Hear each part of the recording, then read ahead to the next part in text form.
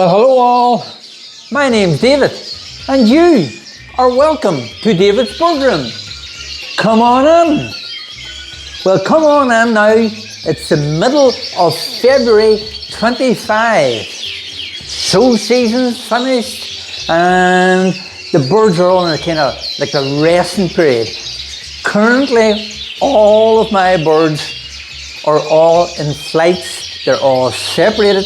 I have all the males in one flight, all the females in other flights. So none of the males and females are together as yet, and won't be for another while yet. What I'm going to do in this show is I'm going to show you what I have been doing through that quiet period. It's that time of year when you get a chance to do a bit of maintenance, to do a bit of work around the boardroom. Well, what I have been doing, I have been outside at the outdoor aviaries doing a bit of renovating, a bit of tidying up, so I'll let you see what I've been doing. So the first thing I've done was the outside aviaries. You spend that kind of breeding season and you're watching what suits best, what the birds are breeding better in, and what the best conditions are.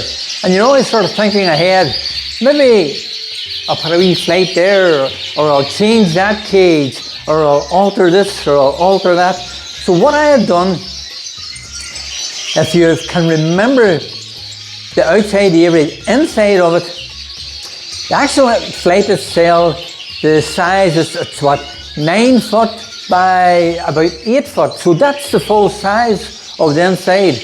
And on the left hand side, the 9 foot wall on the left hand side, I had flight cages and, well, I had cages in similar to this. So I had a 4 set of these inside the flight, which a set of cages like these inside the flight, which takes me up to the 9 foot. So what I've done, the open space of the flight, of which would have been 9 foot by say 6 foot. So I had a 9 foot by 6 foot open area. And in that open area last year, I had a pair of siskins and I had a pair of red poles that were kind of free flying around that area. Siskins bred in one corner, the red poles over in the other corner. But I was thinking to myself, that size of an area for 2 pair of birds, I could make more use of that right hand wall. Now the right hand wall, we have perspex on the outside of it, which is actually like a sliding door perspex from the outside. So come summertime, I'm able to slide that perspex back and forth and open it up, let the air in, let fresh air in. If it's too warm, I can open it up. So I'm able to do that, but it's closed during the winter time and all the rest of the year against all the elements. The elements here we have here in Northern Ireland is rain and wind. And then we get a bit of snow, we get a bit of ice, and we get a bit of all the bits and pieces. But you have all that pattern against you, so it's all closed off. Anyhow, this is what I've done. That right-hand side of the wall, I've decided to make a duplicate set of cages that was on the left hand as on the right side. So what it actually would give me, it would give me a 4 foot walkway down the center of the flight. I have flight cages on the left hand side and I will have flight cages on the right hand side.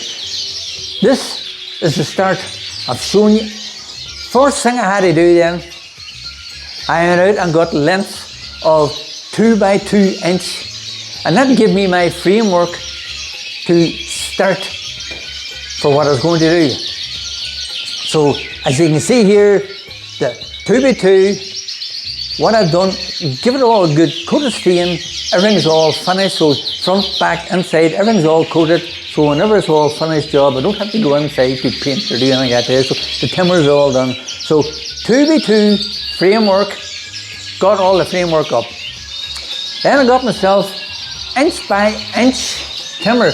which is actually the same as what we have here. So it's really inch by inch, and I made myself another new set of cages. As you can see the progress as we move along, I have the 4 set of cages all in place. So that was grand. What I had below that 4 foot, I had a space that was probably 4 foot high to the ground. So I'm thinking to myself, will I put another set of the cages and have a double row of cages along it, or will I make a wee set of indoor flights inside it? So 9 foot long, and we have a 4 foot high space with a 9 foot by 4 foot. What I done then, my next move, I thought to myself, I'll make 3 separate flights below the 4 cages. So I have 3 flights that are 3 foot wide, 4 foot high.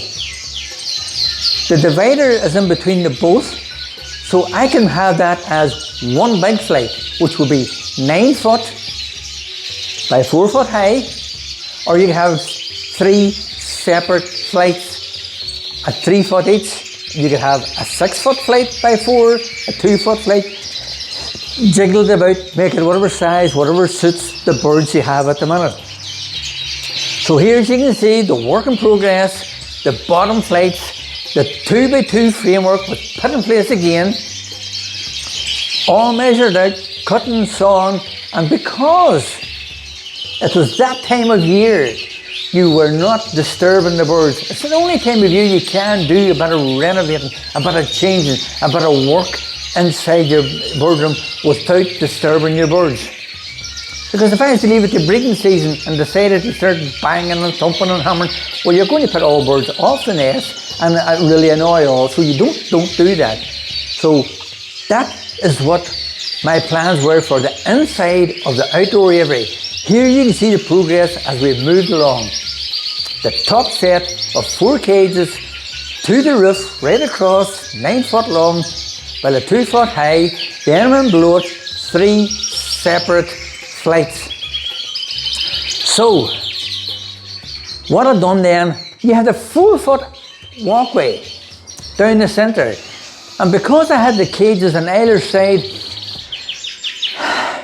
I needed to create a bit more light, so I got myself 2 nice sets of lights for the roof of it, for the ceiling.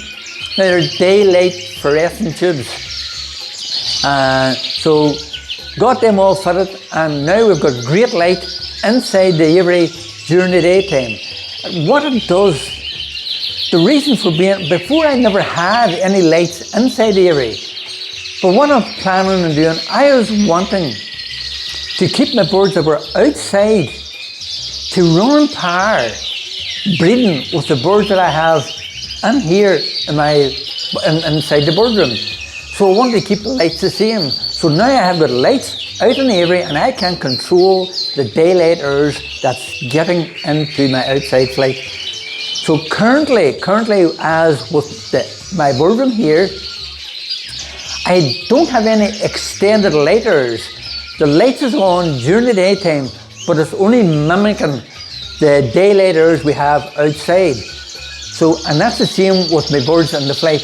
I have the lights on, it's giving me the full daylight hours indoors in the outside flight. So we're gradually working my way up to the breeding season without really pushing them on too much, keeping it as natural as possible and trying to keep the birds outside at the same time scale as my birds indoors. Lights on, great job, plenty of light during the daytime. It's really only for myself. Whenever you're in there and you switch it on, you're getting to see the birds. It's brighter, it's nice conditions for the birds.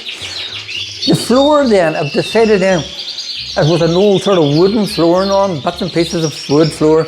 So I went and got myself this square foam, and I placed that down on the floor. So it's a nice black foam floor, nice and spongy, nice and soft on the feet.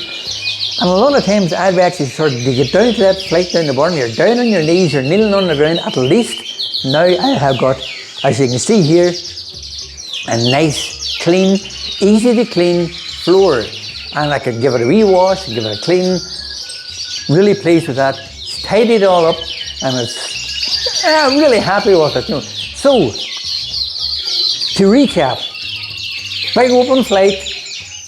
Now there's cages on both sides, lights down the centre, nice clean solid floor on it. So then the next thing that I wanted to do before the breeding season started, on the outside of the back of the flights, previously I had just sheets of clear corrugated perspex, which was giving me light into the back. The back wall is actually a north facing wall, so it doesn't get any really direct sunlight, and it's always dull in the winter time. But the clear perspex give it a bit of light. I'd opened it all up. The disadvantage that I found with the clear perspex, it didn't get grubby, it didn't get grubbed because the seat was able to fall down behind it, and it got dirty looking. But other than that as well, the fact of being dirty looking, the corrugated perspex, because of the way the corrugated is ribbed, well, the way it is bowed out, our little friends, the field mice, they really creep into the side of it and then push themselves into the wire. And I had in the past found that I had mice getting into the cages inside that flight. So I thought to myself, what can I do now? I'm looking to keep it clear, but I need something flat on it.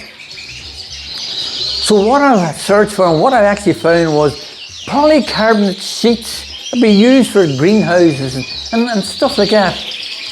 Got myself sheets of polycarbonate clear sheets like. So my back wall, 9 foot long, 6 foot high. So that is what I had to do. So I'll take you around to the back of the flight now, and you can see what I had to start with at the start. Here it is, what I had to start with at the back of the flight. The back of my flight is connected, shed is connected to what I call the potting shed greenhouse. So there's a greenhouse, I have my potting shed, and then I have my outside aviary. So the potting shed, there was sheets of corrugated tin. Next to that, the corrugated perspex for my outdoor aviaries. So here you can see I have to remove all the old clear corrugated perspex. I was going to take off the tin as well from the potting shed and actually put the old corrugated perspex on there, and it'll give a bit of light from the back end of that shed. It's only a bit of extra light, so it worked all right. So here you can see the progress of what I've done for that. And here we go. This is the finish of it now. The clear polycarbonate sheets on the back. Now, I put it on because this is the very back of the shed. There's about a foot and a half gap between the back of the flights and the hawthorn hedge. So there's a good hawthorn barrier between that and the flight, so nobody's going to get into that. It's well protected. But I just overlapped it all. It's not the tidiest of looking jobs, but it is clean. It does the job. As I said, if it had been for the front of the shed, I would have done a different job. I would have had it all nice and neat and connected in and jointed in. But because it didn't need it jointed in, I was able just to overlap it all, and it gives it a good strong finish, keeps it protected from the elements. So now we have nice clean back to the aviaries.